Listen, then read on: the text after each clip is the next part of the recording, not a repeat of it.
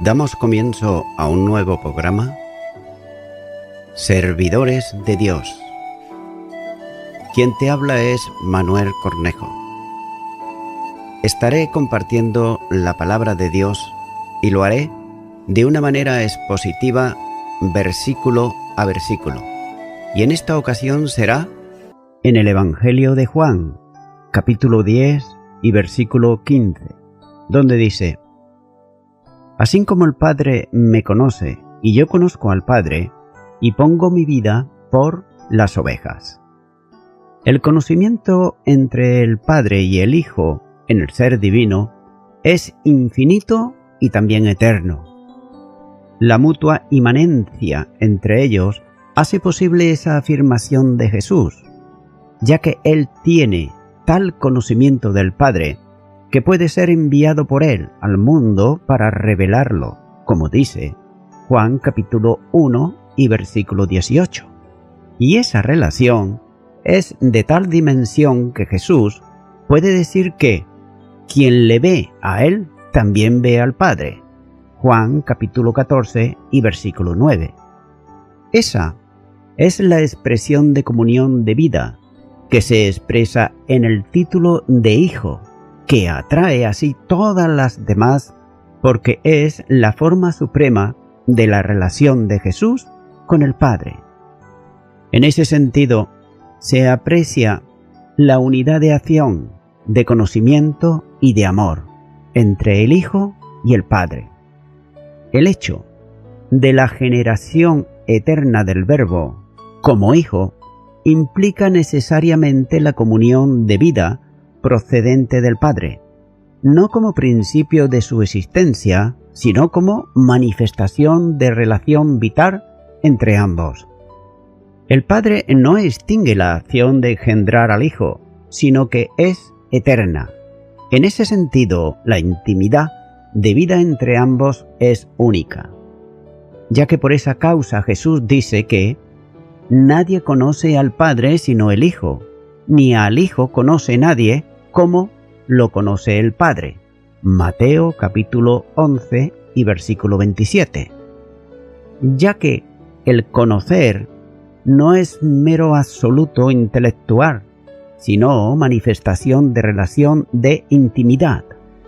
Nadie puede conocer al Hijo en esa dimensión como lo conoce eternamente el Padre. De manera que la sabiduría del Hijo de Dios como Verbo eterno es tal que sólo Él conoce perfectamente al Padre, ya que sólo el Hijo que está en el seno del Padre, como dice Juan 1:18, puede alcanzar el conocimiento supremo de los secretos divinos, tanto lo que en misterios se revelan a los hombres como los que eternamente permanezcan en el secreto de Dios. Jesucristo es el Verbo con el que Dios expresa lo que es, piensa, siente, desea y se propone, como dice Juan 1, versículos 1 y 2, y también el versículo 18, capítulo 14, versículo 9, Colosenses, capítulo 2, versículo 9, y Hebreos, capítulo 1, versículos 2 y 3. Todo lo que Dios puede revelar de sí mismo está encerrado en el Logos, verbo personal del Padre, ya que en este verbo el Padre expresa su interior, es decir, todo cuanto es, tiene y hace.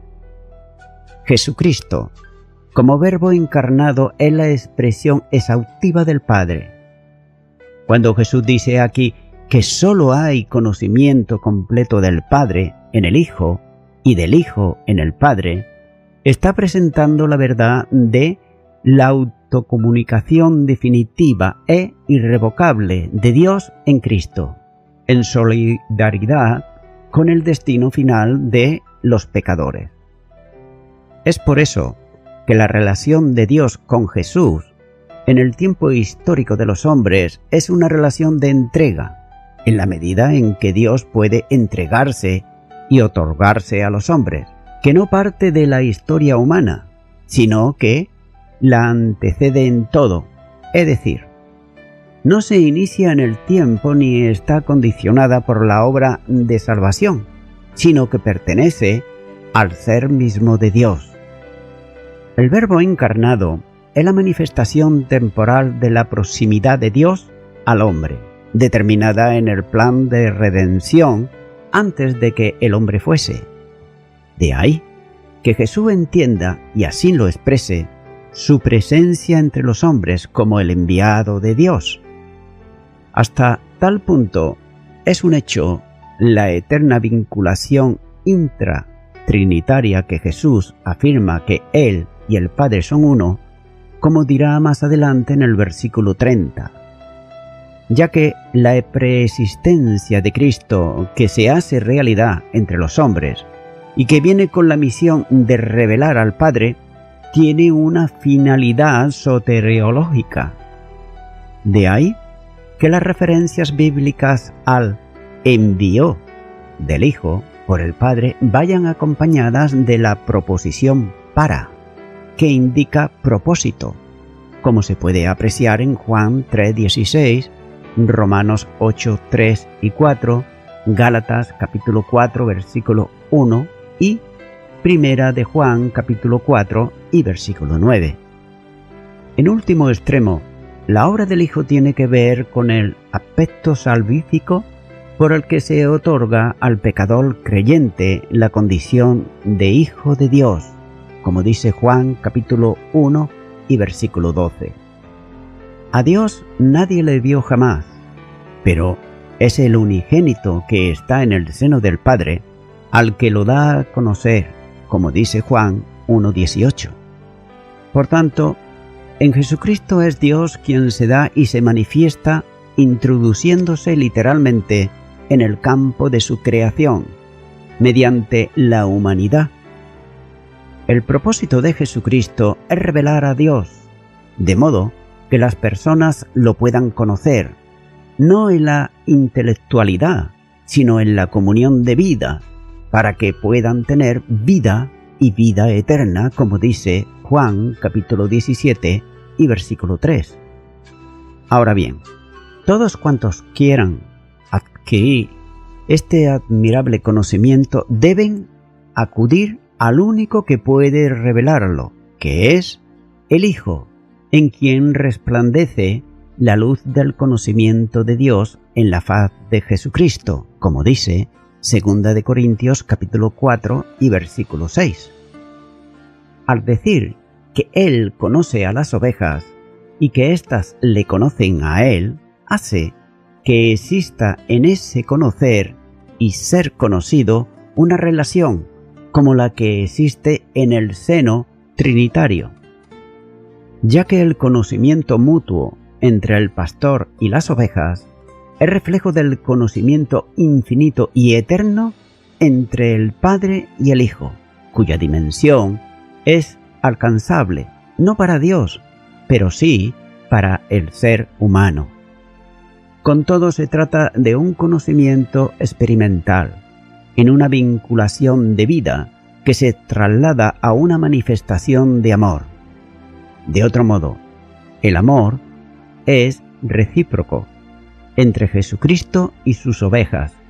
Se establece como reflejo en el amor mutuo entre el Padre y el Hijo. Sigue diciendo este versículo: y pongo mi vida por las ovejas.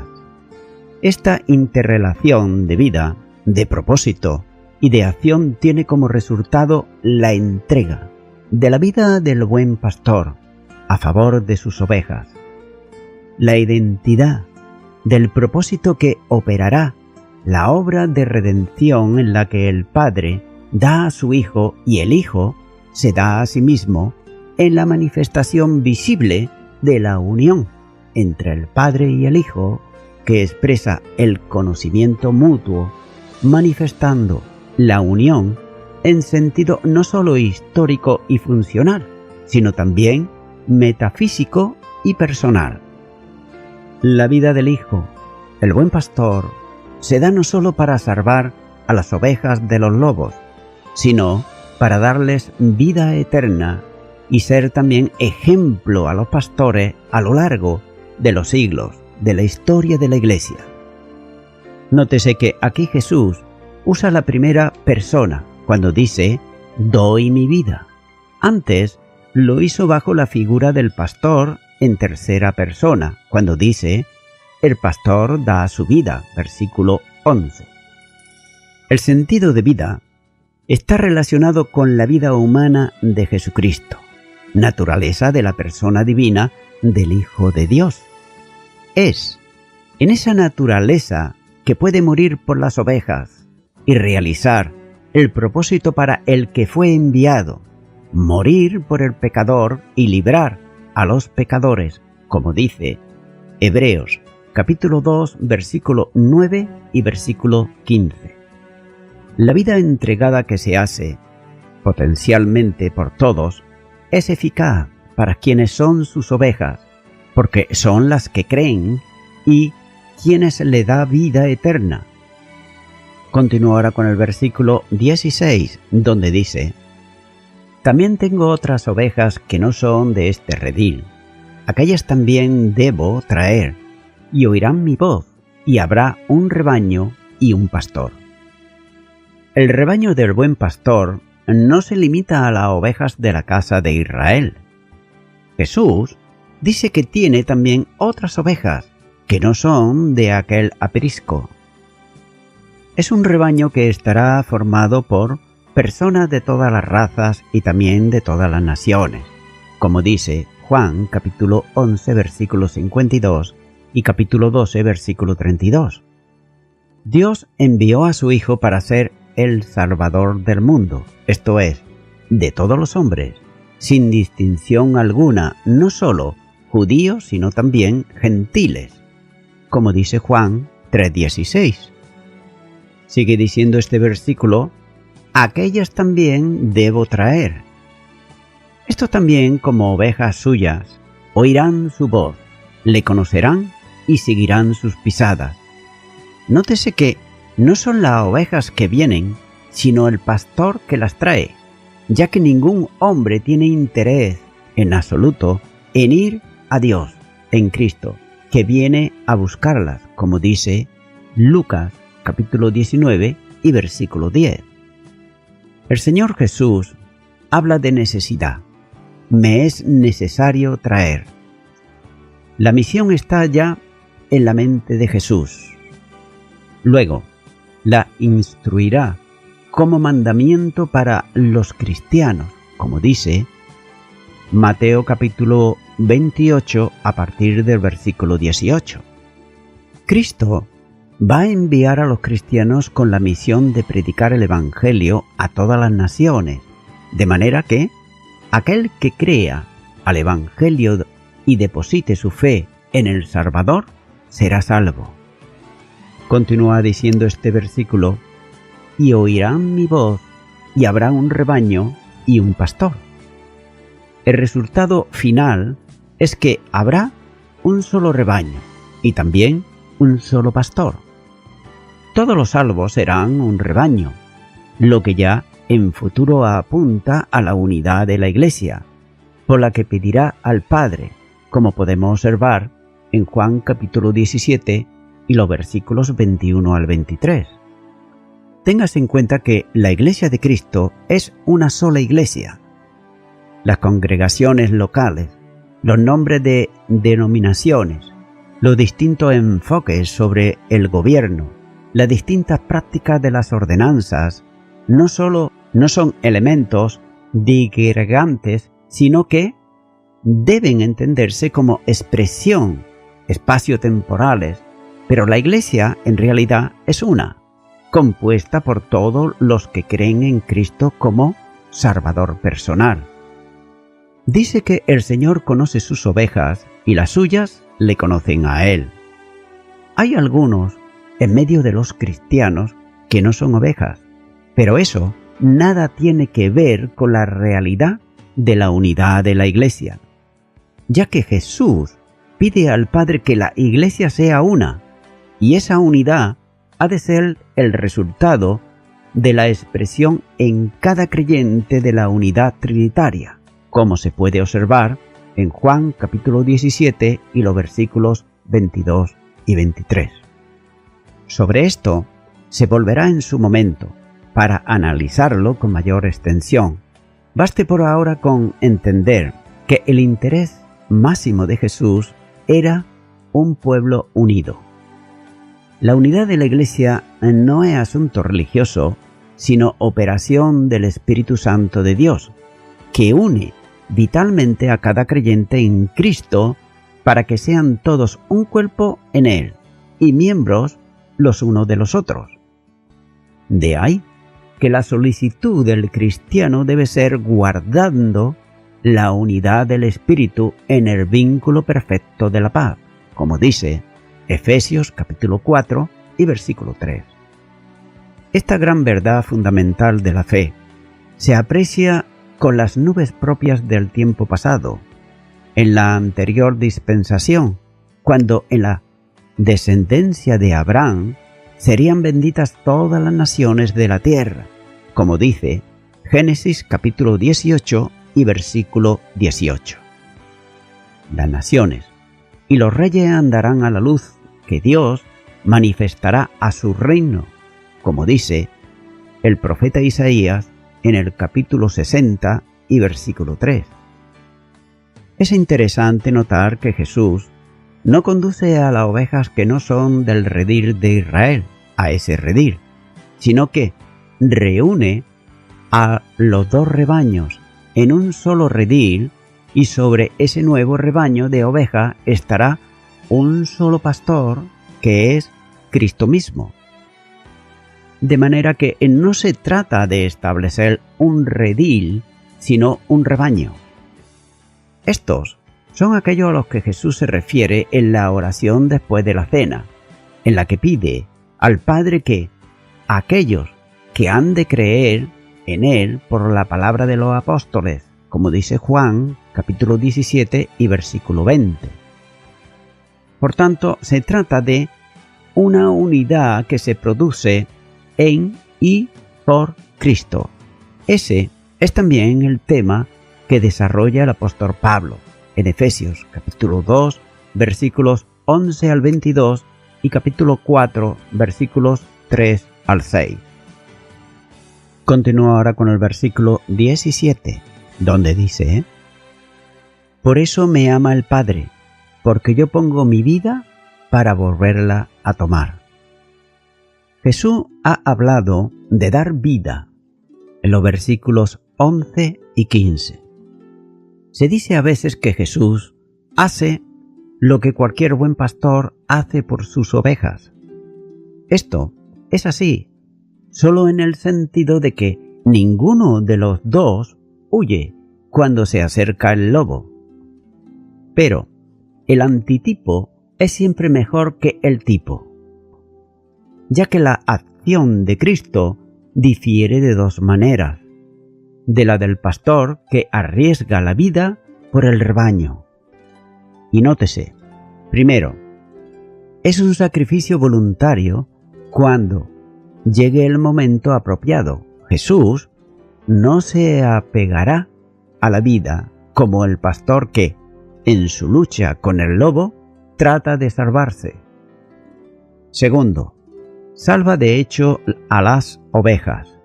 Advertimos ahora, aquí en los versículos 17 y 18, una tercera diferencia. Y tercero, Jesús da su vida y la da para volverla a tomar. Ningún pastor común y corriente puede hacer esto.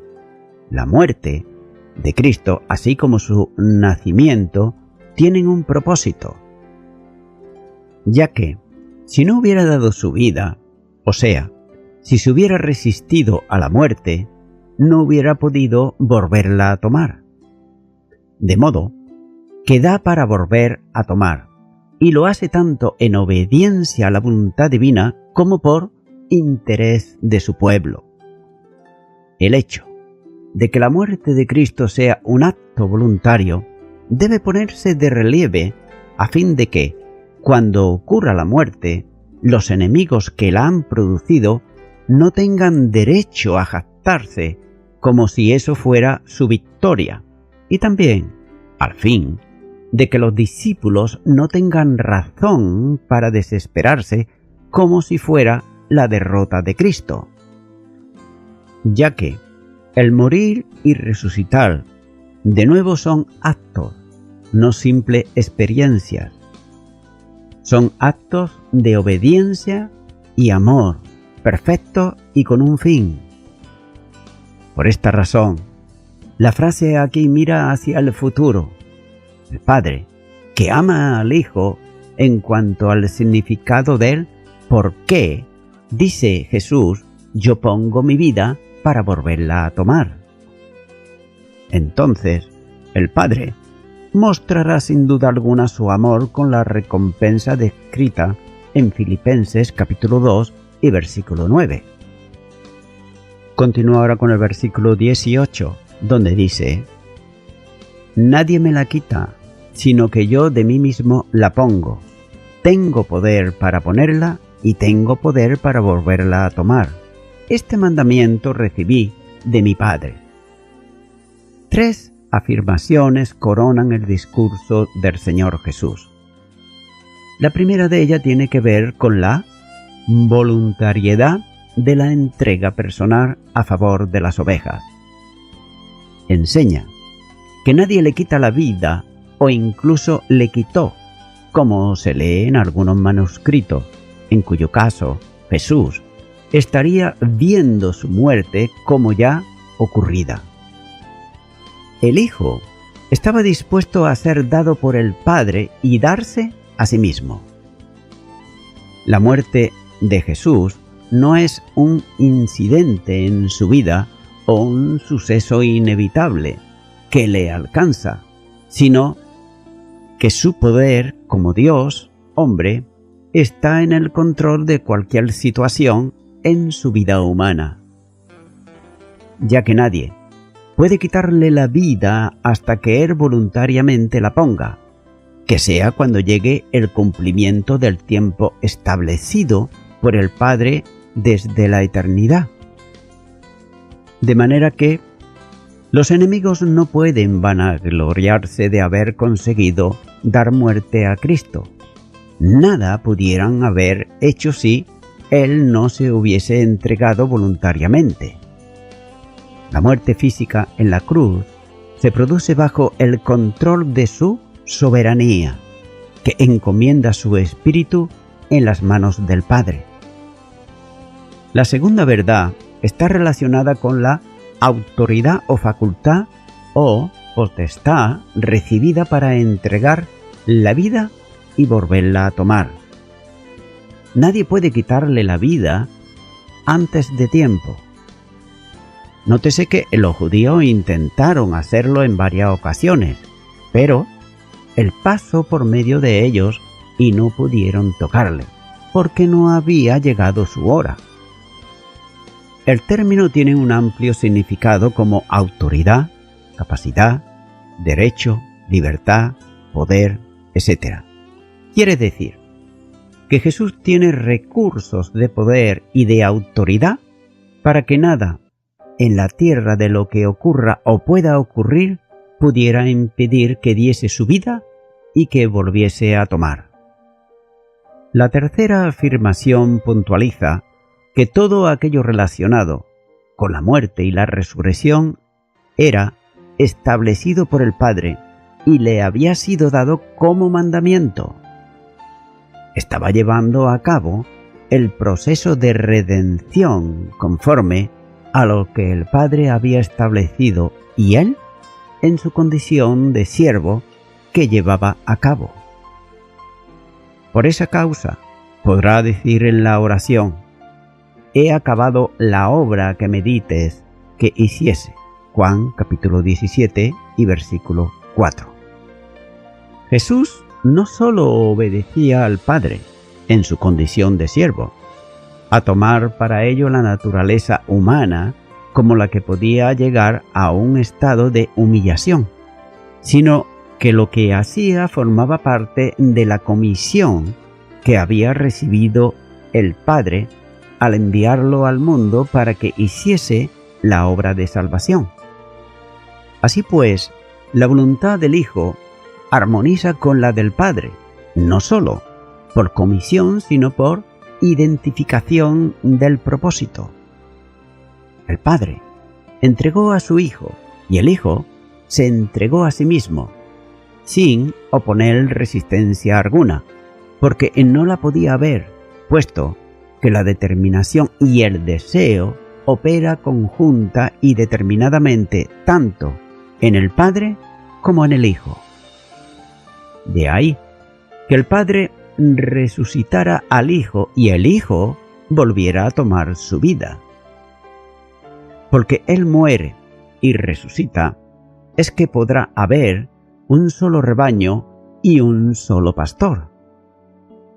Continúa ahora con el versículo 19, donde dice: volvió a haber disensión entre los judíos por estas palabras.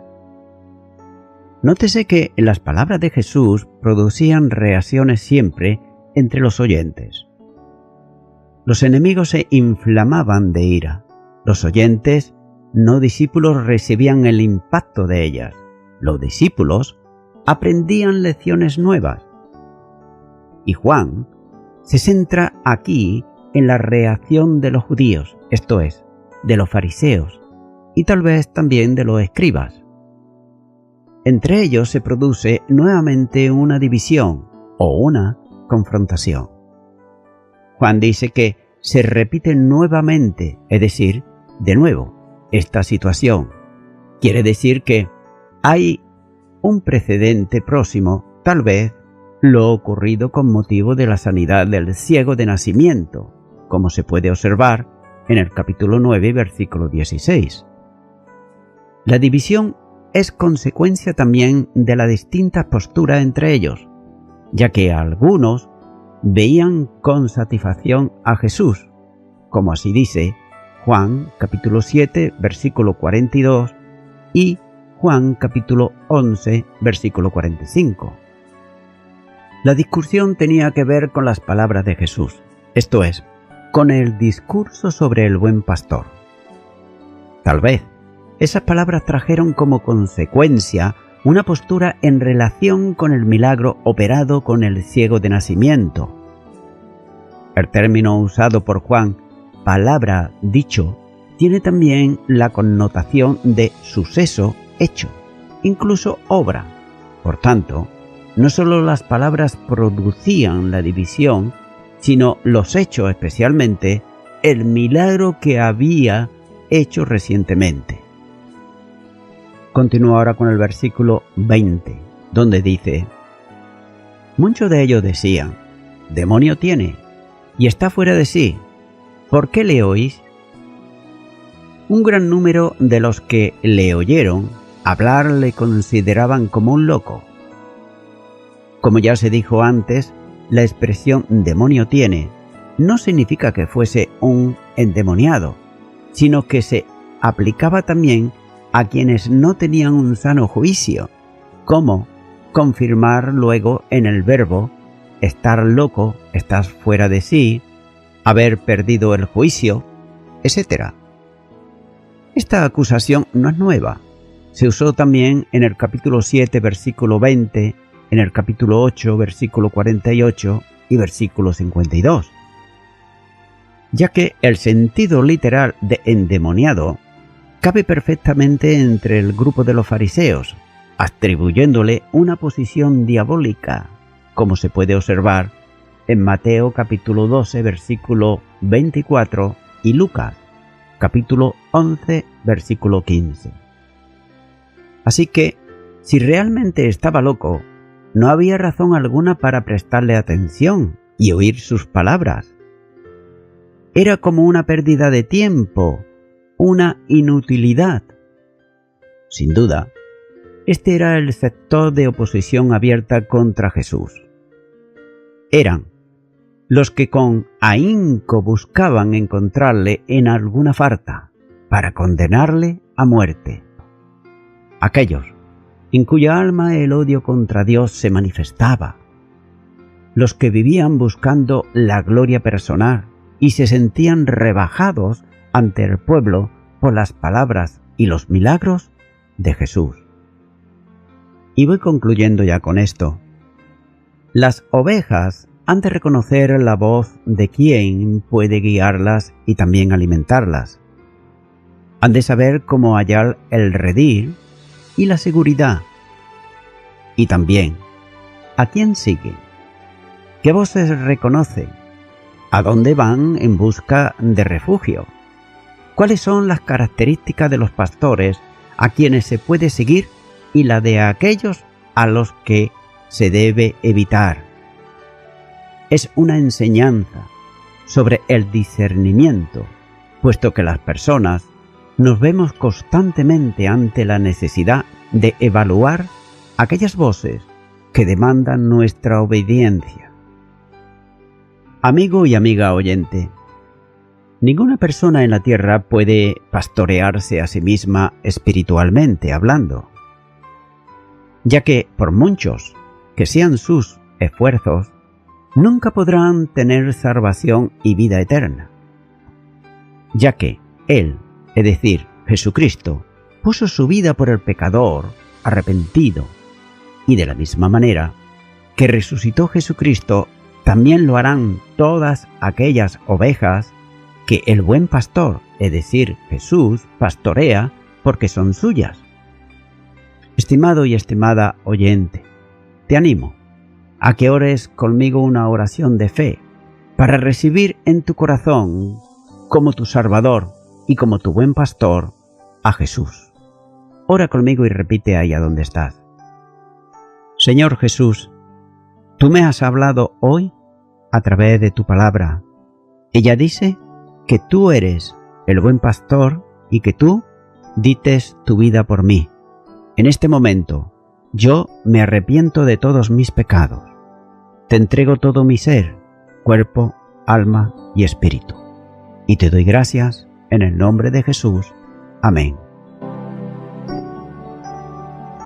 Amigo y amiga oyente, si tú has hecho esta oración de corazón, te recomiendo que comiences a orar a Dios, en primer lugar, en el nombre del Señor Jesucristo.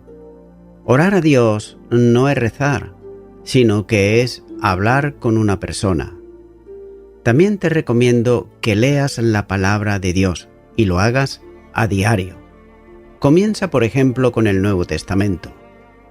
Y también, por último, te recomiendo que para que puedas crecer espiritualmente, te congregues en una iglesia cristiano-evangélica, donde se predique, se enseñe y se practique la sana doctrina y la palabra de Dios.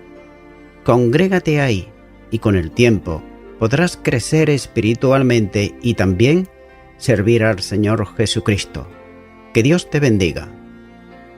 Y a toda la audiencia, nuevamente ya me estoy despidiendo de todos ustedes y será hasta el próximo programa. Que Dios os bendiga a todos.